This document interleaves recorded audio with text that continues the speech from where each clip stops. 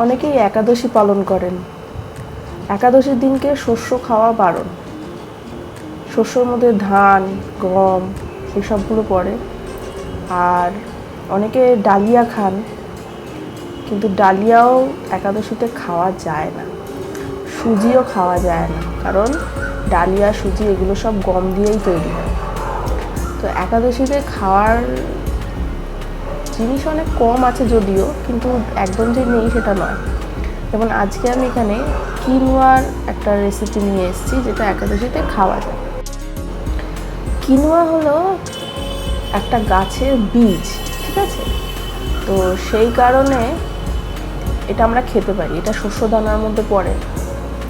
এটা অনেকটা শামা চাল আপনারা যেমন জানেন, সেই শামা চালের মতনই অনলাইনে পাওয়া যায়, কিনতে পাওয়া যায়। তো আমি সেই অনলাইন থেকেই কিনে নিয়েছিলাম। তো আজকে সেই কিনোয়া দিয়েই একটা রেসিপি বানাবো। তো এখানে আমি 1 কাপ মতন কিনোয়া নিয়েছি। সেটা আমি জলে প্রথমে ধুয়ে নিয়েছি। আর আমি এটা খুব শর্টকাটে বানাবো, সেই জন্য কুকারের মধ্যেই, প্রেশার কুকারে আমি কিনোয়াটা দিয়ে সিটি মারবো সেদ্ধ করে নেওয়ার জন্য। যেমন আর জলের পরিমাণটা হচ্ছে যতটা কিনোয়া নেওয়া হবে তার ঠিক ডবল জল আমাদের নিতে হবে। মানে 1 কাপ কিনোয়া নিলে 2 কাপ জল আমাদের নিতে হবে। তো এখানে আমি কিনোয়াটা প্রেশার কুকারে নিয়ে তার সঙ্গে জল মিশিয়ে দিয়েছি।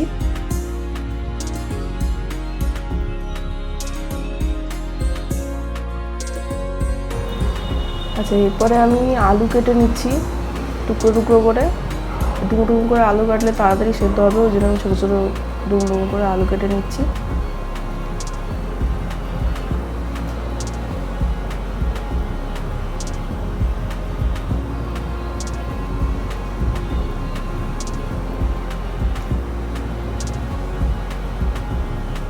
এবারে আমি এই আলুগুলো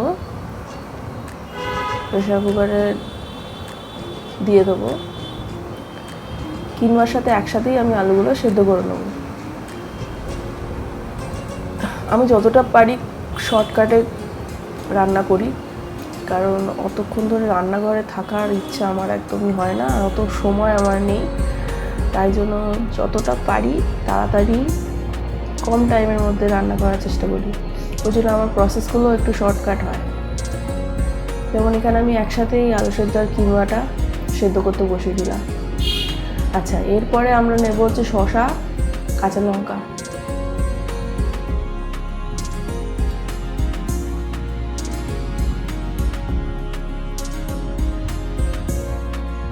আর এই কিনোয়াটা এই শ্রাবণ মাসে অনেকেই আপনারা করছেন। শ্রাবণ মাসে সোমবার দিনকেও কিন্তু খাওয়া যাবে। অনেকে ভাত খেতে চান না, শিবের উপোস করার সময় অনেকে সাবু খেয়ে থাকেন। অবশ্যই সাবু খাওয়া যায়, কিন্তু কিনোয়াও খেয়ে থাকা যায়। যেহেতু কিনোয়াটা চালের মধ্যে পড়ছে না, তাই কিনোয়াটাও একটা ভালো অপশন। সবথেকে ভালো অপশন একাদশীতে যদি শুধু ফল খেয়ে থাকা যায়, ফল, দুধ এইসব খেয়ে যদি থাকা যায় তাহলে বেটার। কিন্তু অনেকে তো সেটা সম্ভব না, অনেকের পক্ষে না খেয়ে থাকা সারাদিন তাদের শরীরের একটা ব্যাপার থাকে। তাদের জন্য আমরা, যাদের শরীর ভালো থাকে না, তা অবশ্যই খেয়ে উপোস করবেন যতটা সম্ভব পারবেন, শস্য যাতে না খাওয়া হয়। আর যেই সব খাবারগুলো সম্ভব খাওয়া, সেগুলো যেমন শামা চাল খাওয়া যেতে পারে, কিনোয়া খাওয়া যেতে পারে, আলু বাদামের সবজি করে খাওয়া যেতে পারে, এই সমস্ত খাবার খাওয়া যেতে পারে। তো আমি বেশি অপশানে যেতে চাই না, কারণ অত সময় আমার নেই, অত খাটাখাটনি করার মতো পরিস্থিতি আমার থাকে না। তো সেই জন্য আমি শর্টকাটে কাজ করতে ভালোবাসি, তাড়াতাড়ি যেগুলো হয়। তো আজকে যেমন এখানে আমি এটা দেখাচ্ছি, এটা খুব তাড়াতাড়ি হয়ে যাবে রান্নাটা, খালি প্রিপারেশন করতেই যতটুকু সময় লাগায়। যেমন এখানেও আমি লঙ্কা আর শসাগুলোকে ছোটো ছোটো করে কেটে নিলাম।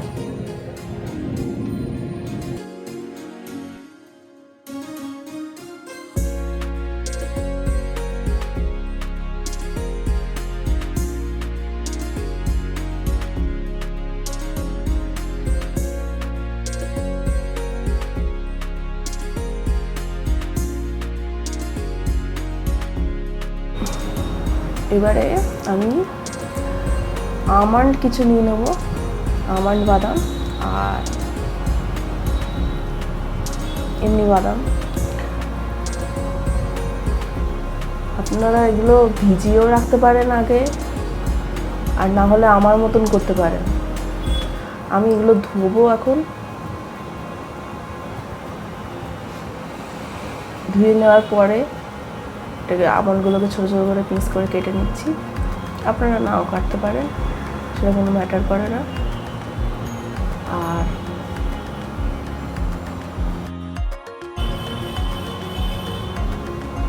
এরপরে আমি এটার সাথে কারি পাতা কিছুটা দিয়ে দেবো।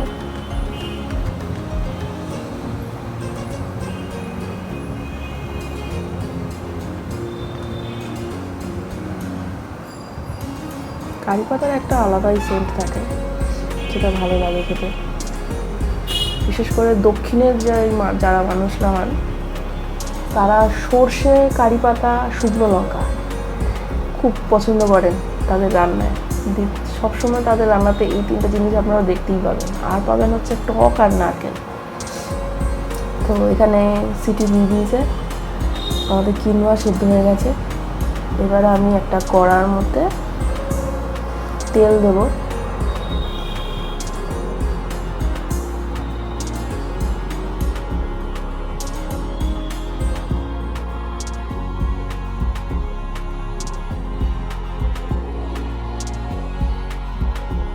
ঘিও আপনারা ইউজ করতে পারেন, আর একাদশীর দিনকে অবশ্যই ঘিটাই ইউজ করা উচিত।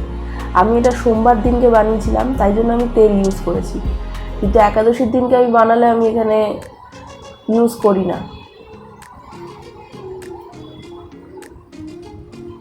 এবার সর্ষে ফোড়ন আর বাদাম, কারি পাতাটা দিয়ে দিলাম।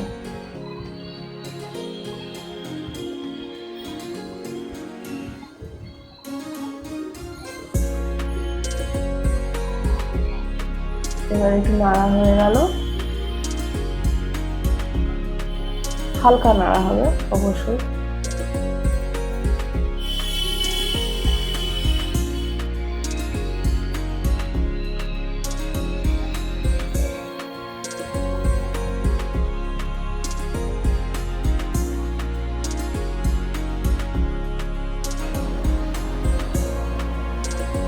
এবারে আমরা যে শসা কেটে রেখেছিলাম, শসা, কাঁচা লঙ্কা,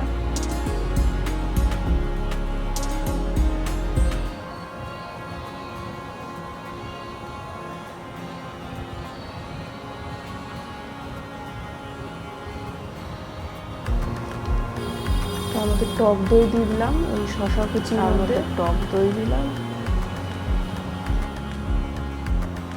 এটা আমি শ্রাবণ মাসের সোমবারের জন্য অ্যাকচুয়ালি বানিয়েছিলাম, কারণ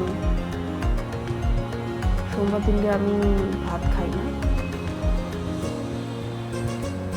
তারপরে সেই দইয়ের মধ্যে বাদামটা যেটা ভেজে রাখলাম, সেই বাদামটা দিয়ে দিলাম। এরপরে দেবো নুন, সন্ধ্যা লবণ ইউজ করাটা বেটার অবশ্যই। উপোসের দিনকে সাদা নুনের থেকে সন্ধ্যা লবণ ইউজ করা উচিত।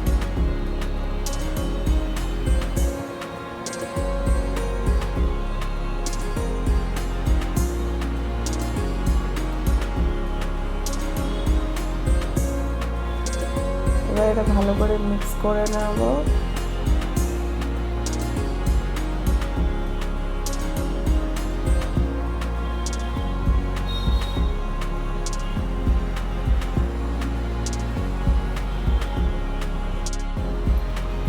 মিক্সচারটার মধ্যে আমাদের কিনোয়া আর আলু সেদ্ধ যেটা আগে করে রেখেছিলাম সেটা দিয়ে দেবো।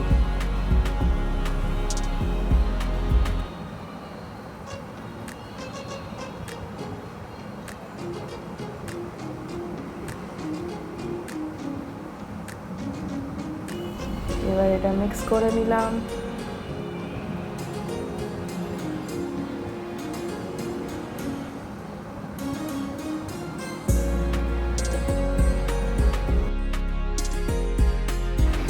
এই আমাদের হয়ে গেল তৈরি কিনোয়া আর কার্ডের একটা রেসিপি, যেটা আপনারা শ্রাবণের সোমবার বা একাদশীর দিনকে খেতে পারেন।